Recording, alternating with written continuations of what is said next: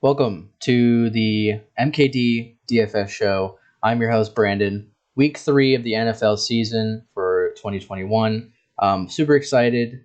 Week 2 was pretty good. I basically min cashed, which isn't too terrible. Got all my money back that I played. I did play some lineups, faded some Cooper Kupp, faded Derrick Henry. Really was into the Los Angeles Chargers Dallas Cowboys game. Ended up getting screwed by that. So looking to hopefully turn that around on this one. A lot of good games. I mean, lot of really enticing games. Ones that are high totals, high flying offenses, and some that seem kind of stinky at first, but they do have some sleeper targets. And obviously, if you've been watching my videos starting from week 1, this is the video where I talk about the top 5 best picks at each position. Obviously, I will do some honorable mentions that I'm kind of looking at that might be like some cheap flex plays or some sneaky GPP plays at certain positions. And I'm also going to be trying something new. Every Tuesday, I think I'm going to be doing a first look because this isn't really a first look. I've been kind of looking ever since the lineups came out and the slate started. But I will be doing an actual first look on Tuesday. I'm going to call it the Early Bird Tuesday special. And you guys are going to be getting, first my first impression on the entire slate. That way I can try to kind of give you my first initial thoughts of it all. And then obviously I will come out with this video again later on in the week, like today on Thursday or maybe Friday, and give you my top 5 for each position like normal. So first we're going to start out with QB, obviously. Number 1, he is the man with the plan. Kylo Murray is fantastic this season. Week 1 we thought was a variance, at least I did, and then against Minnesota, clearly it's not, right? He is the runner, he is the passer, he's throwing touchdowns, running in for those touchdowns as well, and he's getting a lot of attempts too, and decent yardage.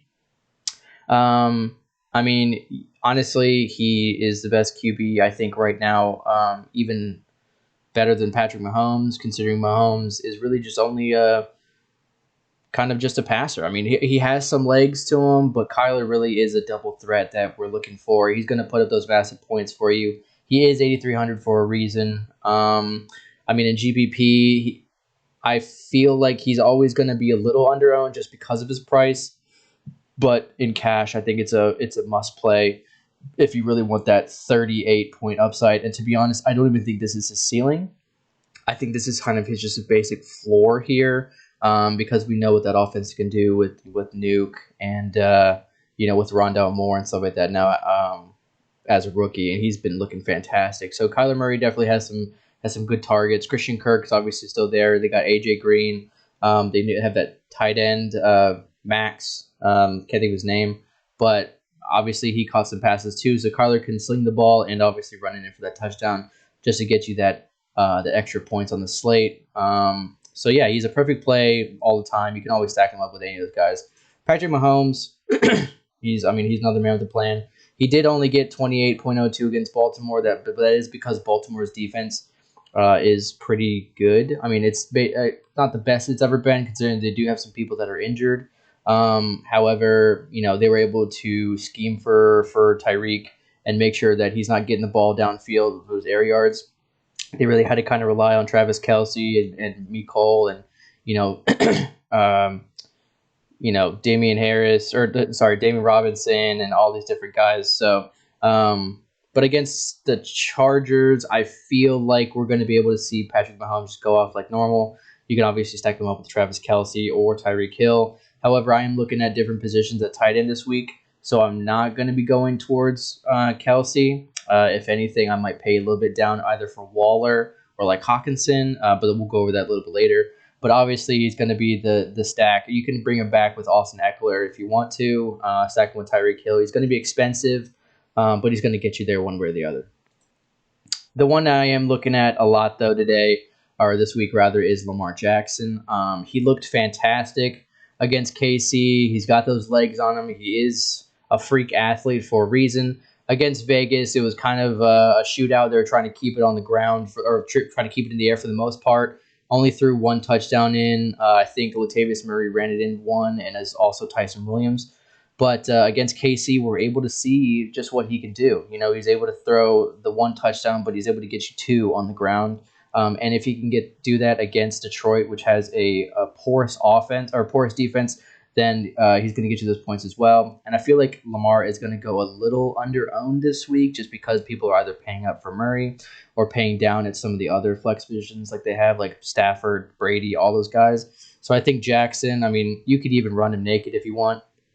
You don't have to run anybody with him. However, he does have some decent people to stack him up with, decent wide receivers, and obviously a nice bring back with like Hawkinson or Swift there for you as well. So he's going to be one I'm looking at a lot.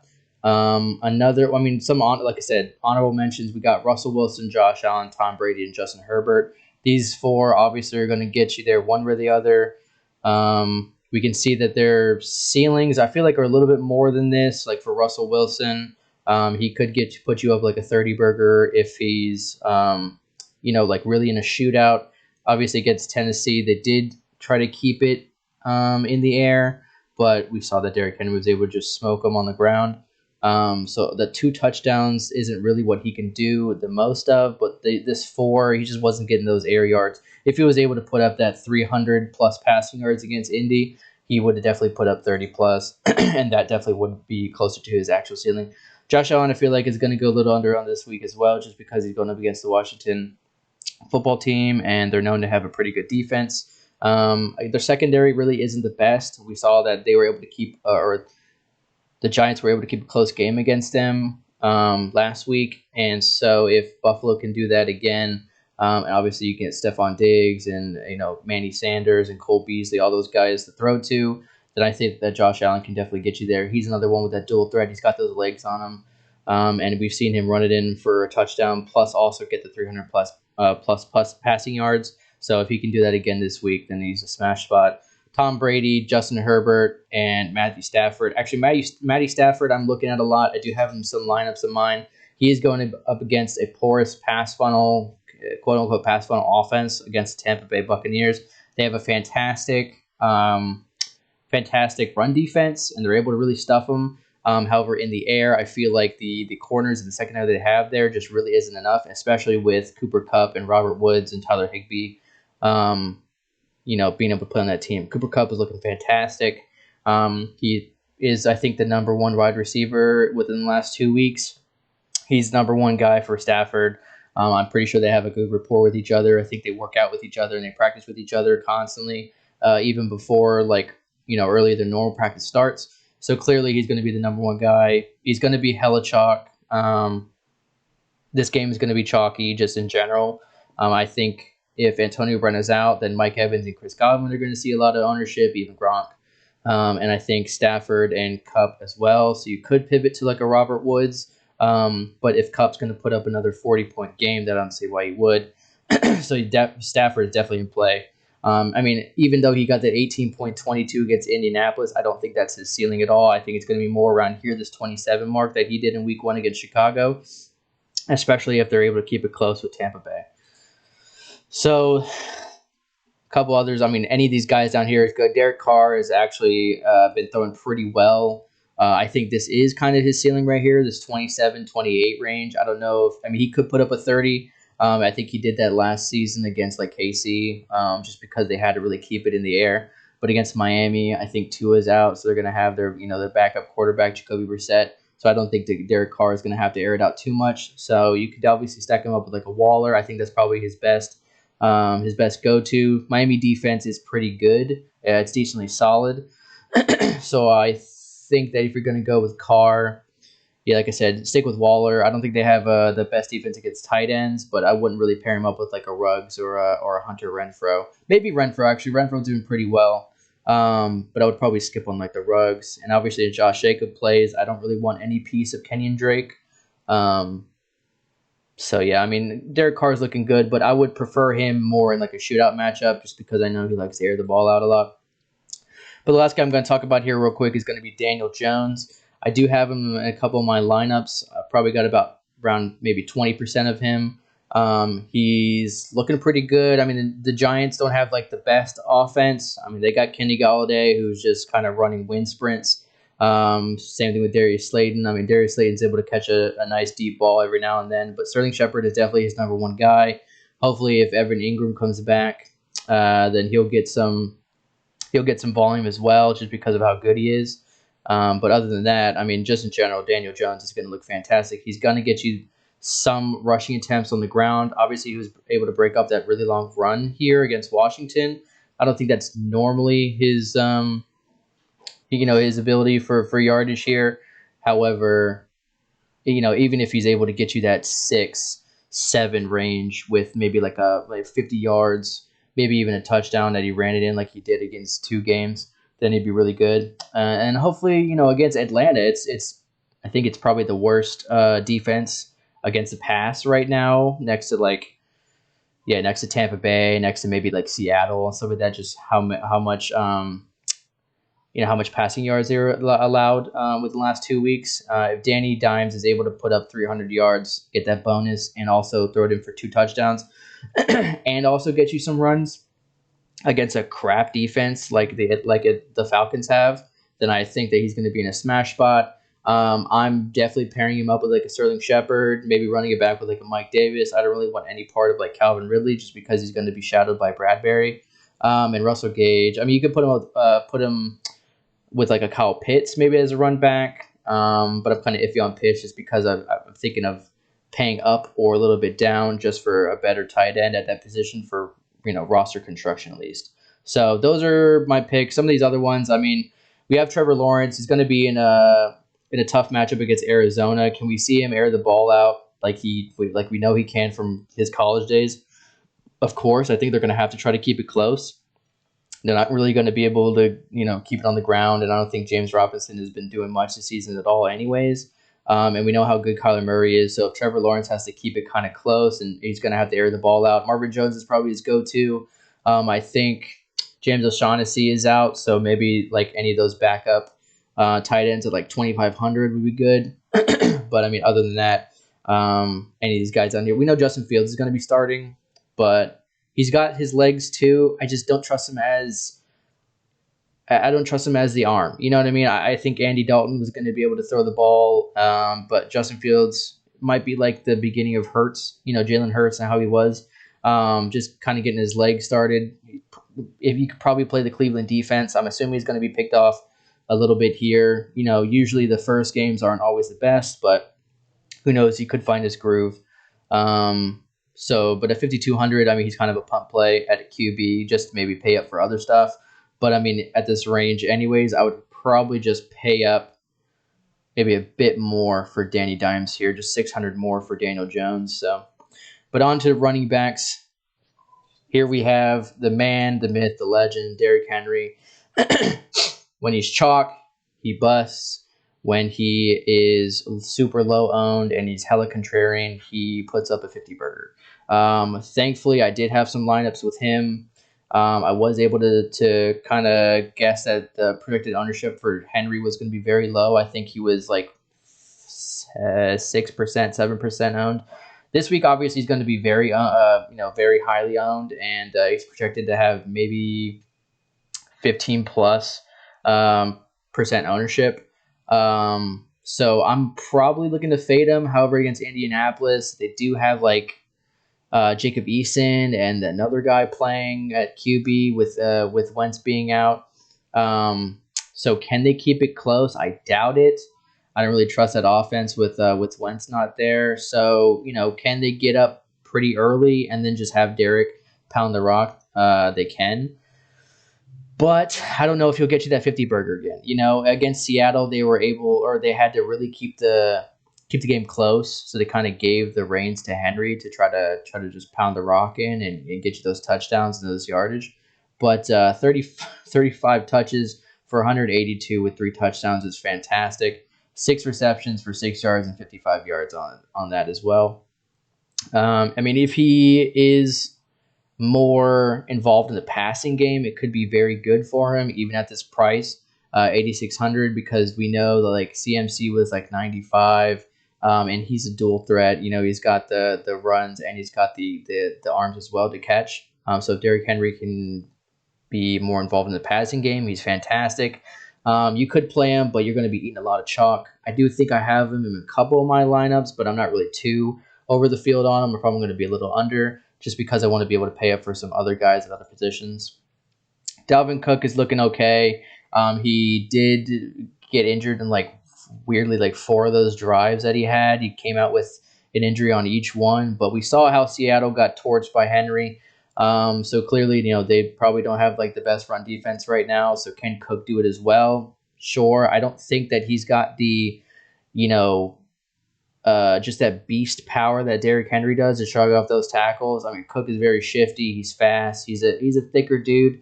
But with those injuries, I mean, if he gets clipped in the leg and you're paying $8,400 and he's out for the game, you're busting pretty hard. So Alvin Kamara, I'm probably fading just because of Jameis Winston. I really don't think Kamara is getting that workload like he was with Breeze before, and against New England, it's going to be very tough.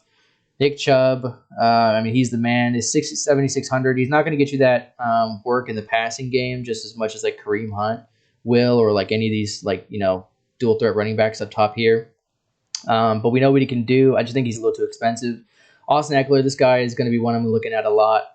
We know what he can do. Justin Herbert likes him a lot. 9 for 61 with only 9 rushing attempts for 54. But, I mean, if he's able to get you a touchdown on the ground, just that, goal line work, he's fantastic. And obviously the 9 targets is great as well. And I really think they're going to try to keep this game close because it's going to be tough. I mean, Casey's probably going to get up early, and then the Chargers are going to have to come back. So you can obviously put in Mike Williams or Keenan Allen. Keenan Allen's my guy. I love him. However, I am looking at Austin Eckler a lot more, and I think he's going to be under-owned. I think right now he's probably projected to be at 6% ownership. It might go up a little bit just because people might be on the track to fade a lot of the wide receivers and just go for the running backs here. But, I mean, I like Eckler. I think he can do well. Casey doesn't really worry about the run as much as they do with the pass. The secondaries are going to be really looking to stick on Mike Williams and Keane Allen just because of their – and even Jared Cook. I mean, just because of their, their target share. I mean, 10 receptions for each of them, with Cook having, maybe 5 or 6. But if Eckler's able to get 9, just these, nice little dump passes for some good yards, then he'll definitely be a smash spot at 7,200. I think he's a little cheap for his price, to be honest.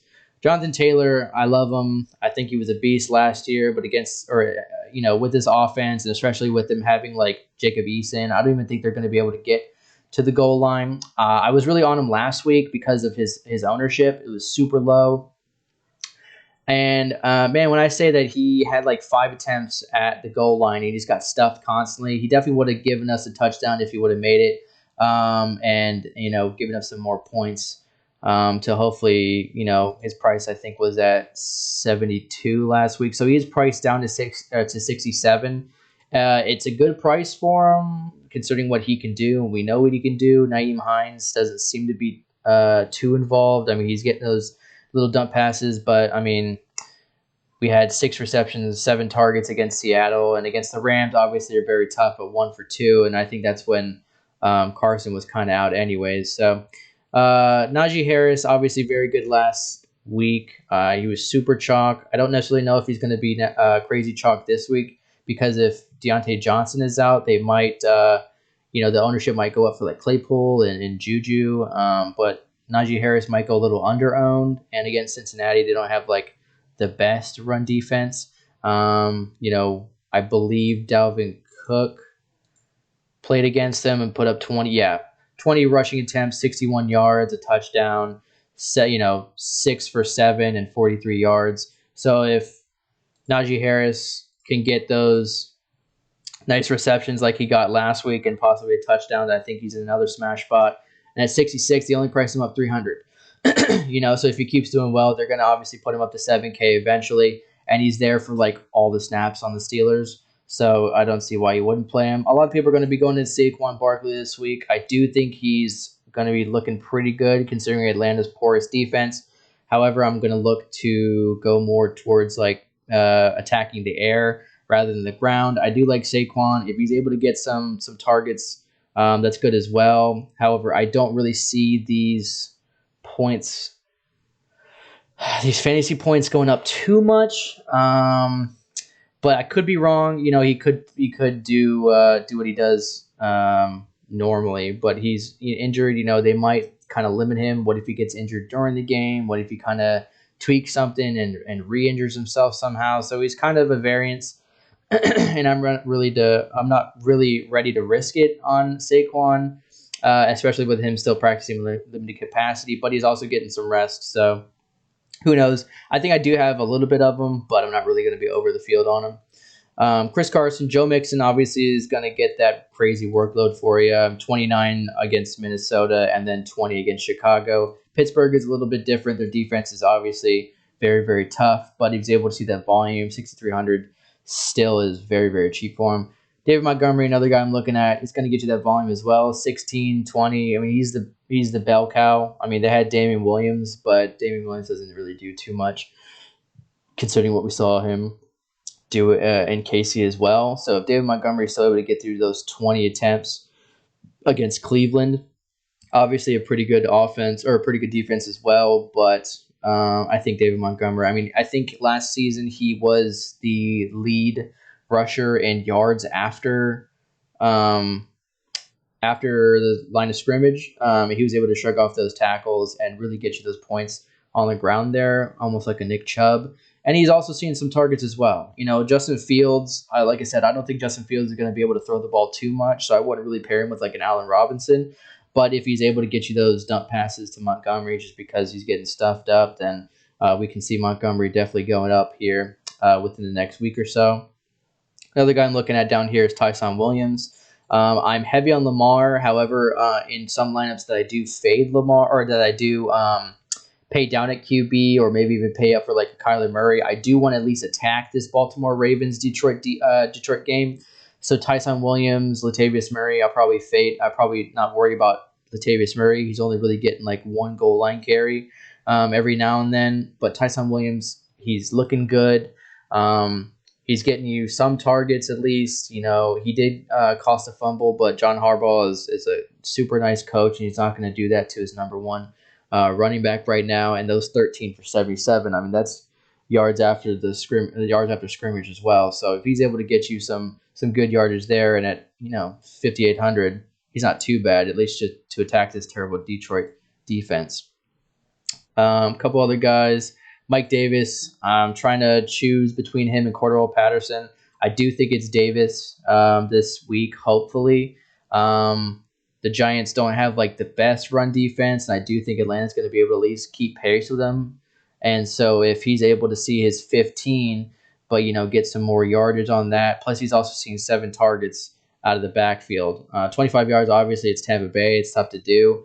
But these targets are there. If he's able to catch them and get you at least one touchdown, then I think he's a smash spot. And then one more guy I'm looking at here as well is going to be Leonard Fournette. I think he's a heavy fade. He's a heavy contrarian play just because you can fade the wide receivers for Tampa Bay in this Rams game and just really look towards the ground game. We know that Fournette is going to get some work. We know that the Rams are going to be tough with Jalen Ramsey. They're probably going to be, shutting down Chris Godwin, Mike Evans, any of those guys. So it's going to be tough. For as good as Brady is, it's still going to be tough considering how good that secondary is. So they might look to, go more in the ground game. And Ronald Jones, is not apparent in this offense quite literally at all. Brady doesn't like him. Bruce Arians doesn't seem to like him. He's not doing too much. He's making, stupid mistakes here. And Fournette seems to be the guy. He's the guy every week. I don't think this is his ceiling at all. We see that he hasn't even had any touchdowns. If they get, obviously, it's been against defenses that Brady is able just to throw it downfield, and one of the wide receivers is going to catch it for a touchdown. So if they get within the goal line, hopefully Fournette can just carry it in for a touchdown and get you there at 5K. They even priced him down 100, even though he put up 11 last week. And he's in some Millie Maker lineups too. If you're able to fade, like I said, the wide receivers and Brady and just put in Fournette, just at least attack this game a little bit, then he's perfect. And then I think maybe if Darrell Henderson doesn't play, Sony Michel might look good. We know they like to run the ball. Sony Michel is older, and it's against the number one best run defense within Tampa Bay. But it's quantity over quality, really. If he's able to get you those touches, maybe he's able to sneak one in for a touchdown. And at 4,900, I don't think you can pass it up at all. Any of these guys down here, I mean, CEH, I'm going to be hella fading just because of his projected ownership. Put him at 48. It's a high total game. I think it's like 55. So, can he get you that touchdown? Sure. There's a thing called positive regression. He could get you there in some regards. But still, I mean, he's burned me in the past. It's kind of one of those things where I'm not trusting the variance here. I'm really kind of just going to shy away from him. I mean, if anything, I've found ways to pay up for Tyreek Hill, and he's always going to put up way more points than CEH. He's going to be able to. And then one more other guy here is Javonte. Javonte's been looking good recently. I do have him maybe like a couple of my lineups. Not too much, though. He is still sharing the backfield with Melvin Gordon, but eventually Javonte is going to be able to take over that backfield. And if he's able to get you at least one touchdown at 4,900 with these 13 attempts, 14 attempts here for these yardage, then he would be perfect. So on to the wide receivers here. Number one guy, I am trying to pay it for him quite a bit. It's going to be Tyreek Hill. Like I said, I'm fading Kelsey. Going to be high on Tyreek just because of what he can do. Baltimore schemed for him, so obviously they had to throw it to like Mecole and other guys as well. But against Cleveland, he put up 40 points. He's always going to get you these 100+ yardage. We know how fast he is. He says he's the fastest in the league, and I believe him. Even just the 11 receptions for 197 is going to get you there, but then he's able to get you a touchdown as well. We've seen him run it in for a touchdown. We've seen him catch multiple touchdowns. So variance is obviously there with him, and really, if he doesn't put you up, get you a touchdown or get you this 100+, he's going to be a bust. But at 8,400, he's the most expensive wide receiver, but it's for a good reason. It wouldn't put him there if it wasn't. And this total is supposed to be very, very high, and I don't see the Chargers scheming for Tyreek much like Baltimore did. I think they're going to have to worry about like Travis Kelsey more and some of these other guys. So I think Tyreek's going to be able to run out there and just catch long balls from Patrick Mahomes. So I think it's going to be a smash spot. DeAndre Hopkins, obviously very good. I do like him paired up with Kylo Murray, obviously. He's very expensive too with 8,200. But against Jacksonville, obviously a porous defense. Against Tennessee, they kind of blew him out here. He was able to get 26.3 with 2 touchdowns. Last game, he's only put up 4 for 54 and 1. But they were throwing it to a lot, like to Rondale Moore and stuff like that. I don't see this staying the way it is. I do see maybe like a 25 against Jacksonville. So at 8,200, he's going to be very good. But obviously, you're going to have to choose whether to pay it for Hopkins or some of these other guys. Diggs is good. If you're going to play Josh Allen, obviously I would stack him up with Diggs. Tyler Lockett or DK Metcalf. I want to say it's a DK Metcalf week just because of positive regression, but I kind of have an inkling that Tyler Lockett is going to be able to go off again here against Minnesota. So kind of just choose. I would maybe, if you make 2 lineups and you have one of these Seattle receivers, have the other one have the other lineup have the second one, just so you can get access to both of them, or even try to stack them up with Russell Wilson together. You know what I mean? We know how good DK Metcalf and Tyler Lockett are, and we know that Russell Wilson is going to be able to air the ball out, especially against Minnesota. Justin Jefferson, Adam Thielen, any of these guys are good. However, the guy I am looking at here, just to at least attack this game, is going to be KJ Osborne. I know we're going to go all the way down here for it, here at 3,500. He is my stone cold value play of the week. This man is the number 3 wide receiver on this offense, next to Rookie of the Year Justin Jefferson and Adam Thielen, who is the red zone monster. But KJ Osborne has been seeing quite a lot of targets. 6 targets for 5 receptions for 6 targets for 91 yards and a touchdown against Arizona, which obviously was a close game. Cincinnati, 7 for 9, 76. I mean, stone cold 3K minimum, 33. They only priced up to 35, and he put up 20 points. Rondale Moore has only put up like 14 and then maybe like another 20, and he's at 5K with Kylo Murray, on that offense. KJ Osborne is the number 3. And I think if they're worried about Justin Jefferson and Adam Thielen, that KJ Osborne is going to be able to run wild on the field and be able to catch these nice balls. So I just think he's fantastic. I think you're able to pay down for Osborne and then pay up for Hill, pay up for Derrick Henry, any of these guys up here. He's my stone cold value play, guaranteed. If you play him in and it doesn't do well, I apologize. However, with these stat lines and, week 1's a variance. Week 2, we're seeing where he kind of stands in the offense. Week 3, I guarantee that against Seattle, he's going to be able to put up something. And if he puts another touchdown on the board at 3,500, smash spot guaranteed. So let's go back to the top of the receivers up here. Calvin Ridley, I'm not really kind of messing with just because of James Bradbury. Terry McLaurin, it's a tough matchup against Buffalo. Cooper Kupp, love the man. I picked him up in season long when I drafted him. These targets are ridiculous, and the yardage obviously as well, and 2 touchdowns. He's a red zone target for Stafford. I don't think Tampa Bay is going to be able to do much. Maybe they put an over and an under with a safety in a corner, but really I don't see them stopping Cooper Kupp. You could go with Robert Woods just because the ownership on Kupp is going to be very, very high. But again, Stafford, he picks his number 1 guy. He did it in Detroit with Kenny Golladay. Marvin Jones and Danny Amendola weren't really seeing too many targets. There's always kind of downfield shots with him with Kenny Golladay, and he's doing the same thing with Kupp. Obviously not crazy long field shots because Coop kind of plays in kind of the middle of the field. But can he get downfield? We saw that he can, and he loves the end zone with Kupp. So I'm definitely going to be high on him. I'm trying to pay for him. Obviously, I'm running them back with a Leonard Fournette just to kind of fade the high ownership on the other wide receivers. But I love this game. I'm trying just to stick with Kupp. I'm not really going to Robert Woods or Tyler Higbee. But if I do play a Matthew Stafford, I'm definitely putting Kupp in. So other guys here, Keane Allen. I love Keane Allen. Like I said, I'm going to be fading him. I do think he's able to put up those 20 points this week as well. These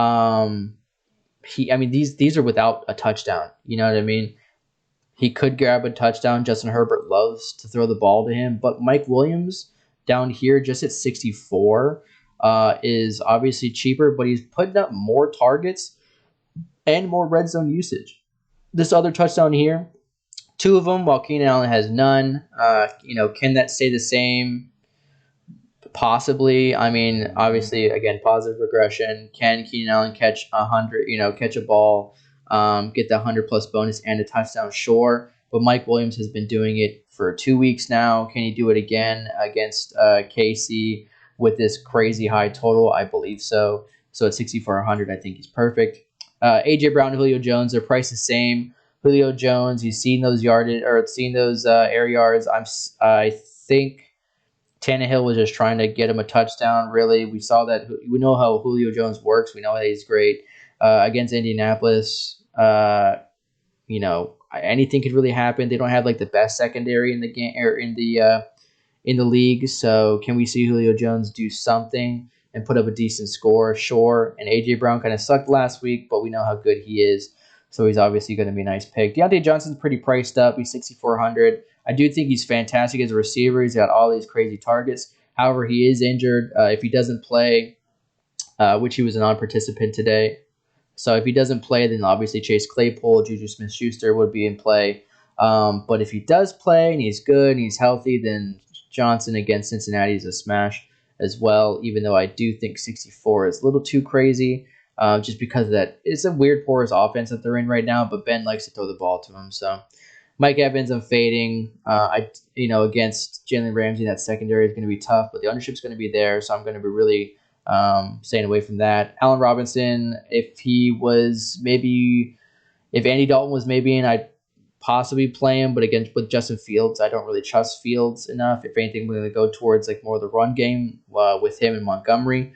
But Robinson's obviously a fantastic wide receiver. Chris Godwin, like I said, I'm fading him. If it was any other team, maybe last week against Atlanta, I would do it again. But against the Rams, I'm going to pass. Smith-Schuster, he's good if you're going to be stacking him with Mixon and as a run back. Cortland Sutton, he is the go-to guy for Teddy Bridgewater.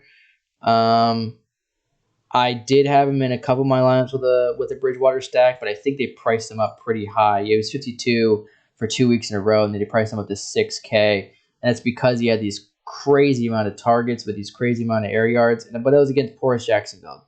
Jets obviously aren't any better too much, but is Cortland Sutton going to be able to keep these crazy targets and this yardage?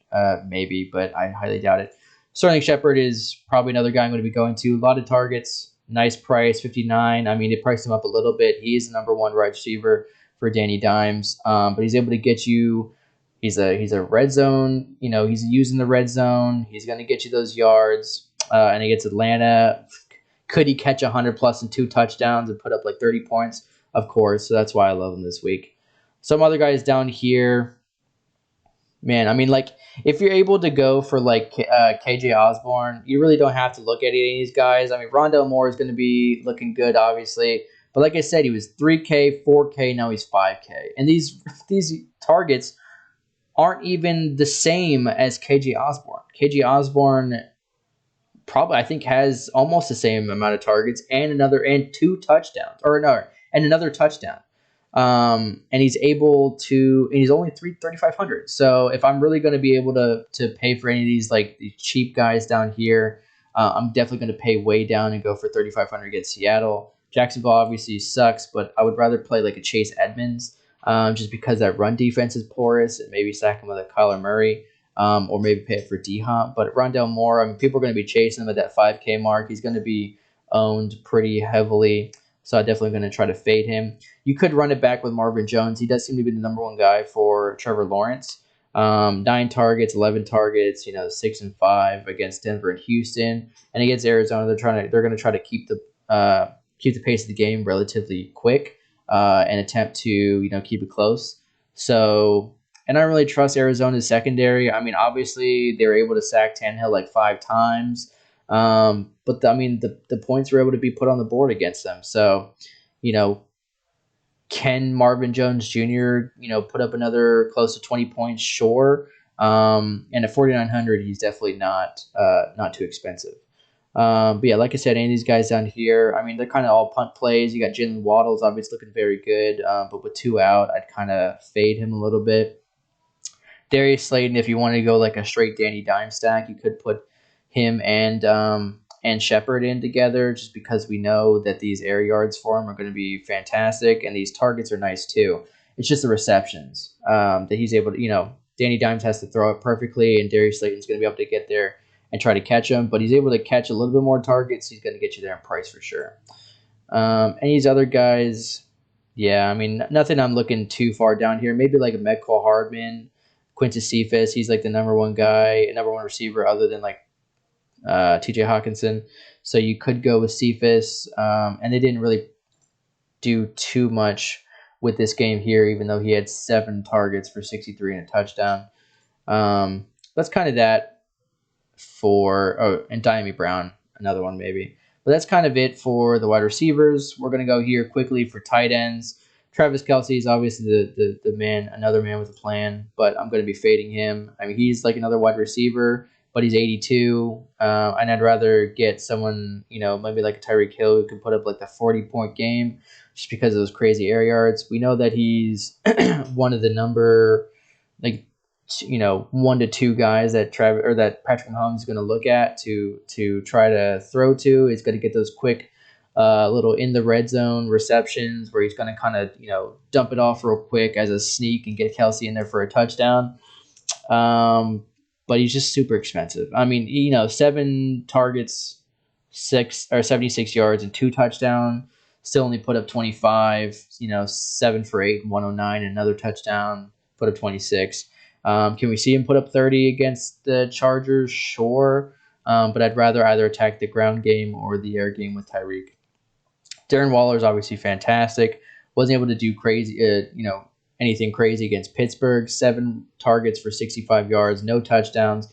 Baltimore, I mean, they killed him, he killed them with his targets and yardage, mostly because they were probably scheming more for like Henry Ruggs downfield and stuff like that. Can he do that against Miami? 100%. I don't think Miami's that good against tight ends. I mean, like I said, their secondary is decent, but Derek Carr is a seasoned QB, and Darren Waller is a fantastic tight end. So can he put up another good, like maybe 9 targets for 100 plus in a touchdown? 100%. Rob Gronkowski, he's he's a touchdown machine in that offense. Even these short amount of targets that he's getting. Besides obviously against Dallas, because that was like a high flying game, but even against Atlanta, 5 targets, 39 yards, and 2 touchdowns. This Rams game, like I said, the secondary is very good for the Rams. They're going to be able to stop Godwin and Evans. Can Gronkowski get in there and sneak in a little touchdown from Tom Brady? Sure. I do think his ownership is going to be a little bit up there, though, so I might be fading him just for Leonard Fournette and try to have a little bit more of that ground game. But Gronk's going to get you there one way or the other. 5,500, I think it's a perfect price. Obviously, he's a bit more than 47 and the 39 he was before, but we know what Gronk can do. He's on that team for a reason. TJ Hawkins is the guy I'm going to be targeting though this week. Targets are crazy. His volume on that offense. He is Jared Goff's like number one guy. He had 8 for 11 and 8 for 9. And he's again using the red zone. In Baltimore, we saw that Travis Kelsey was able to smoke him for like 25 yards or 25 points, and we saw Darren Waller's points obviously with like the 19 receptions. And he doesn't get the receptions just because he's Darren Waller. He gets it because he's Waller, and Baltimore sucks at covering tight ends. So can TJ Hawkins do the same exact thing? We saw what he was able to do against Green Bay. Even though they didn't win that game, he looked very good. San Francisco, they obviously were trying to start a comeback.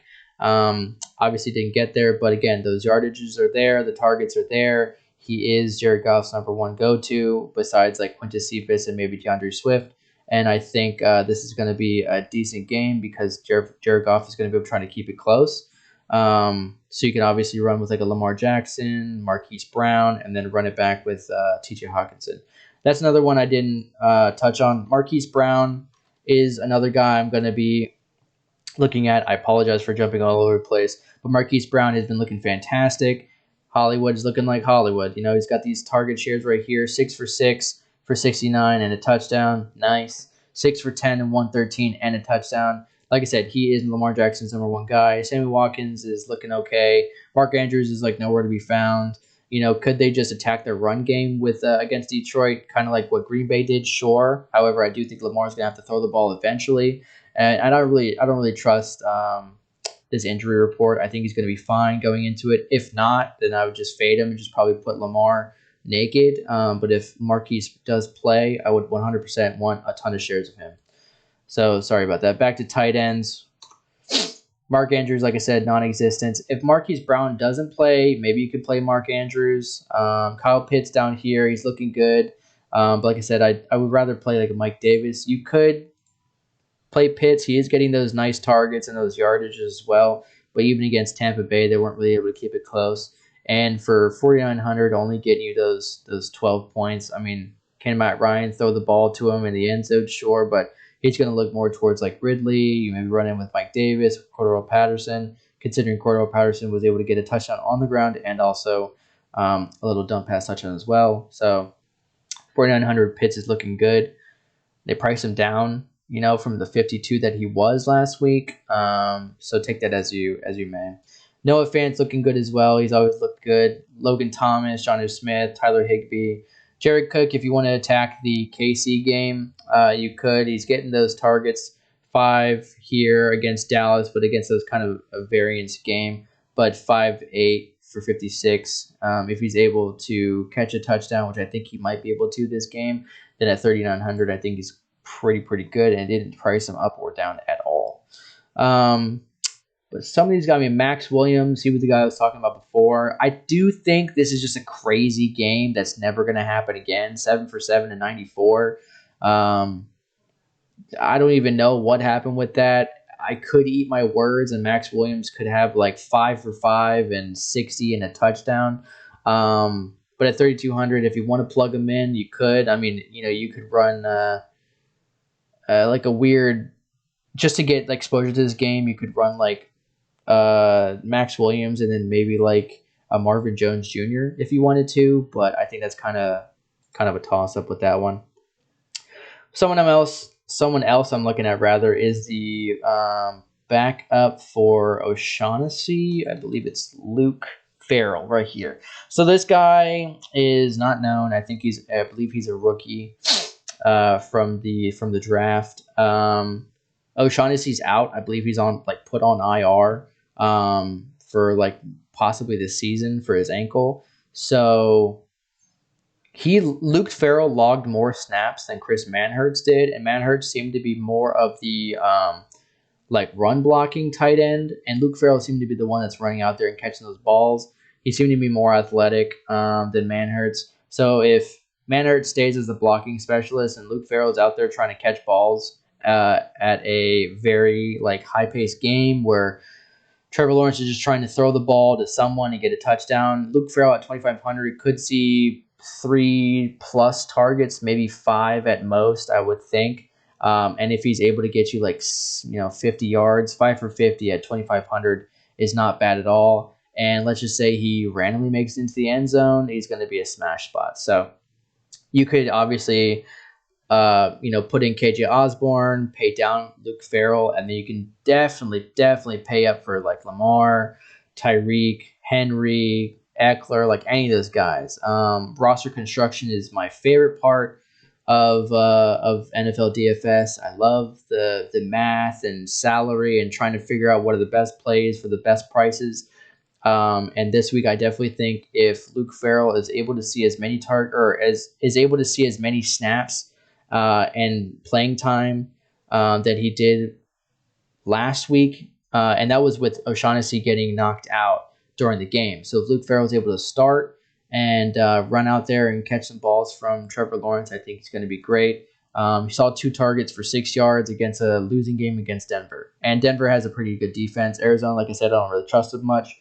So if he's able to get you something, then he's fantastic. And then I don't really touch on defense.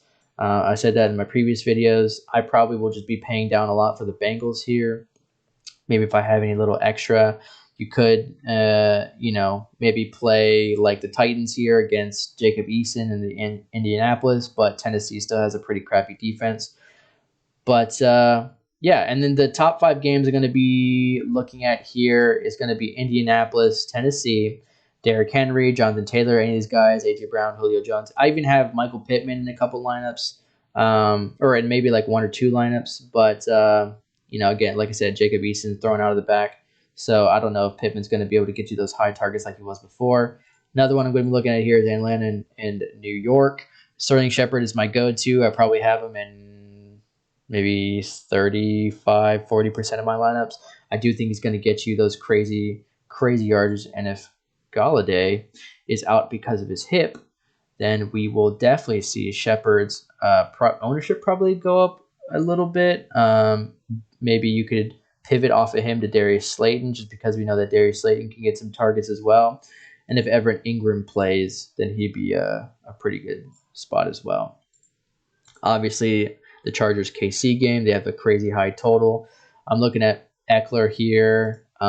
Justin Herbert, I love him. I have him season long. I don't know if he's going to be able to do too much, though. Sorry about that. And then, I'm definitely paying up for Tyreek Hill. Mike Williams is fine. Damian Robinson was able to catch a touchdown last game. That was only because Tyreek Hill was being schemed against by the Ravens. So, can you put him as a flex play? Sure. But if anything, I'd probably play Mecole Hardman. And then Travis Kelsey, Jared Cook. Any of these 2 guys are going to be fine. Another game I'm looking at here is obviously Baltimore-Detroit. Like I said, if you want, you could maybe try to play Jared Goff just because he was able to start a comeback against San Francisco and even put up 20 against Green Bay, even though they were down 17-35. So like I said, they're going to try to throw the ball and air it out and get it to those guys. So if Jared Goff is able to throw it in for a couple touchdowns, maybe get you that 300 plus, at 5,200, he's pretty fantastic. And they priced him down a little bit too, even though he was able to put up 20, and that's definitely not his ceiling. Tyson Williams, I love. DeAndre Swift, if he plays, he might be in a good spot as well, just because Baltimore, they have Patrick Queen and any of these other guys as well. But DeAndre Swift is shifty. They call him shifty for a reason. He's able to get you those receptions here, 11 targets. and 5 targets here. 1 touchdown against San Francisco. No touchdown against Green Bay, but that's more because they started to keep it in the air more so, and they really weren't doing much against Green Bay. They kind of gave up.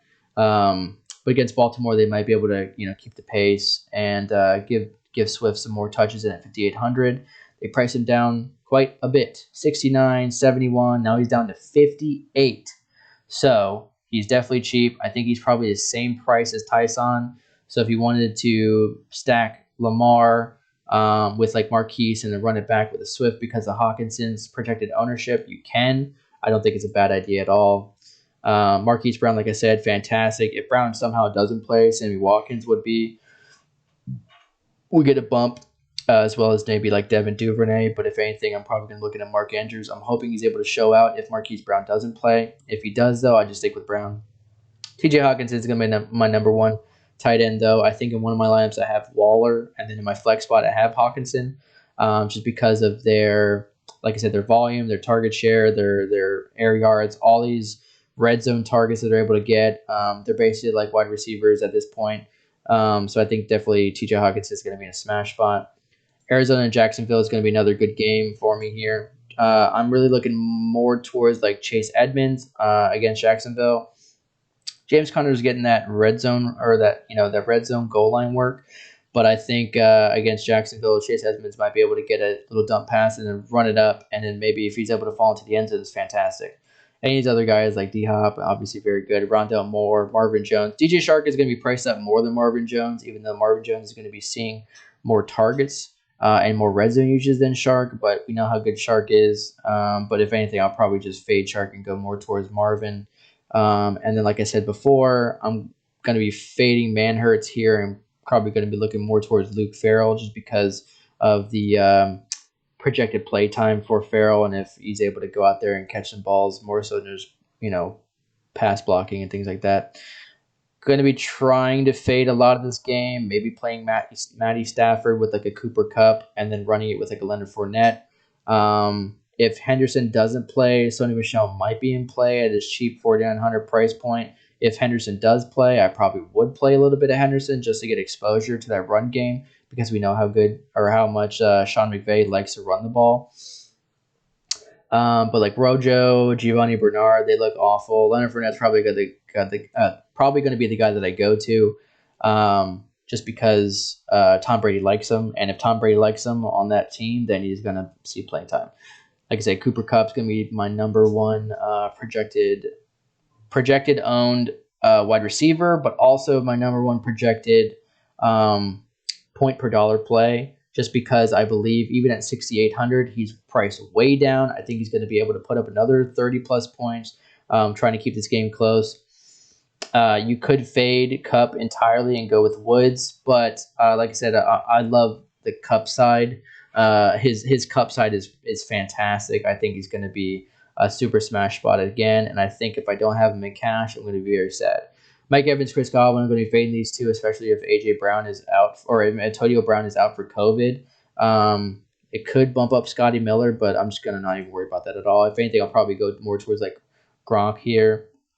Higbee, I'm going to be fading. I think he's going to catch a lot of ownership like he did last week, so I'm not really going to touch him. I have him in season long, but I'm not really worried about him in DFS because I'm looking more towards like Hawkinson and Waller, these guys that are going to see like crazy good targets. And the last one here is going to be Seattle and Minnesota.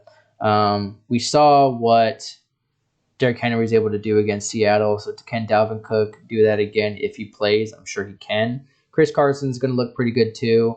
I think I do have some lineups where I pair him with KJ Osborne just as a run back. Chris Carson is the bell cow in the Seattle offense. He's not getting the crazy like 20-plus targets or 20-plus touches. But he was able to get like 13 for 67 and a touchdown, and then maybe catch some passes out the backfield from Russ as well. Then it's fantastic. If Alexander Mattison plays and Dalvin Cook misses, you could maybe play Madison, but they price him up to $6K and he's the backup. You know what I mean? They have other, and CEH is the number one and he's at 4,900. So I don't see how that's proper at all. So if anything, I'm not really going to be looking more towards any of these guys. If anything, I'll just pay up for Henry. Tyler Lockett, DK Metcalf. Like I said, you can have any of these two guys and probably be good with them. Justin Jefferson, Adam Thielen. These guys are going to get their work, have their work cut out for them. Adam Thielen is the red zone monster. He's going to be catching those touchdowns, and they keep kind of, they keep him around this like 7K price point, and then they all of a sudden price him down 300 against Seattle. And Seattle has like right here, the 22nd ranked passing yardage defense. But we saw how much air yards within the last 2 weeks that Seattle has allowed, and I think that Adam Thielen is going to be able to capitalize on that. I'm not really going to be attacking this game like directly, which is why I'm going to be going towards a lot of like Osborne here at 3,500. Like I said, 3,500 is a crazy price point for him. I think they'd be stupid not to price him up to maybe like 45, close to 5 next week, especially if he's able to put up another monster game like this. Getting you to 20 points at 35 is crazy. Gerald Everett, Tyler Conklin, any of these two guys are fine, but Russ doesn't really like to throw to his tight ends, and Conklin is a part of the offense. But, I mean, like I said, they have Justin Jefferson, Adam Thielen, KJ Osborne. You can go with any of those guys. Conklin's going to see the work, but at 2,900, he's kind of variant on a touchdown. He's not really going to get you those crazy volume targets like he was. I mean, 4 for 41 is nice, but 2 receptions for 15 yards really isn't doing too much for you. So, but yeah, that is my top 5 for each position. I hope you guys are good sticking with me. I'm going to be doing this a lot, like I said, for the remainder of the season. Hopefully Tuesday, I'm going to be making that early bird Tuesday video. Try to put out more videos here for you guys, hoping some of these, some of this information can help you win some GPPs, win some cash. Like I said, I was very close last week, so I'm getting closer and closer every day. With roster construction, I love to sit here and make rosters and stuff like that for you. So maybe we can go over like a cash lineup, maybe one of these videos. But if you have any ideas, post them in the comments. I mean, not too many people watch it, but I'm hoping that I'll start garnering a following soon, and you guys can take some of my ideas and roll with it. But yeah, catch you next time.